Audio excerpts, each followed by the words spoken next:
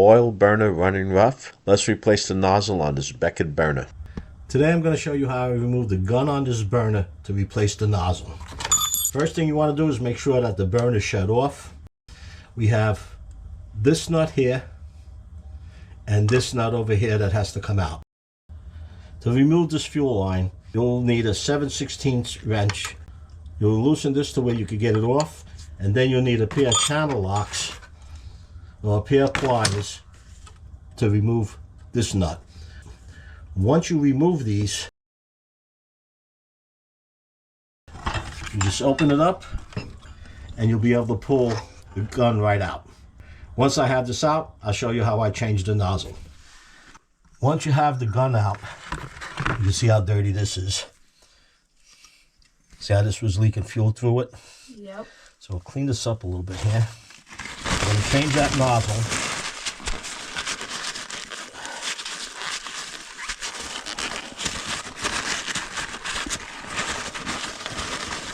Just cleaning it down a little bit. Just there. Okay, Grandpa. I don't know. Okay.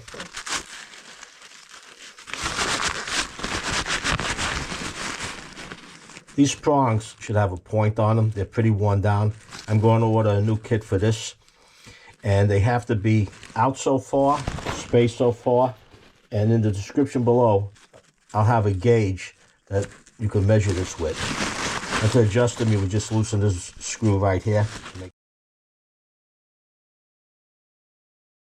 You adjust it. But it's been firing. So that's not the problem.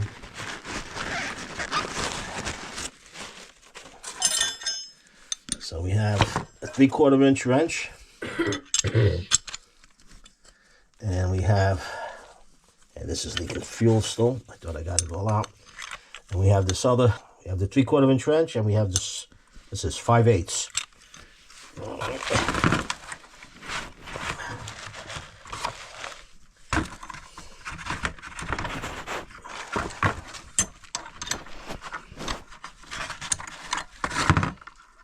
Wow, look at this.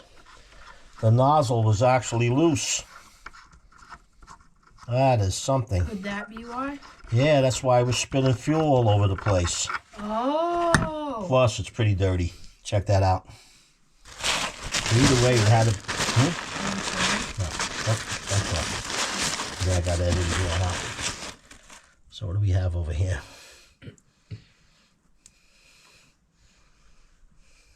85. This is the right nozzle in there. So get rid of this, and we have the new nozzle. Now, when you put the new nozzle in, it comes in these little plastic containers. Don't touch the filter. That's not in. It's not in the frame. Don't touch the filter. Nope. Keep it in here.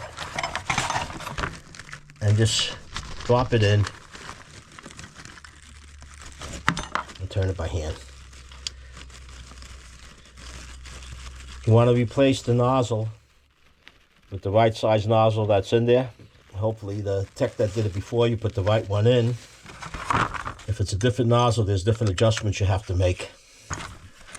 Let's see, now let's tighten this up. Make sure this is good and tight. I don't know how that got loose.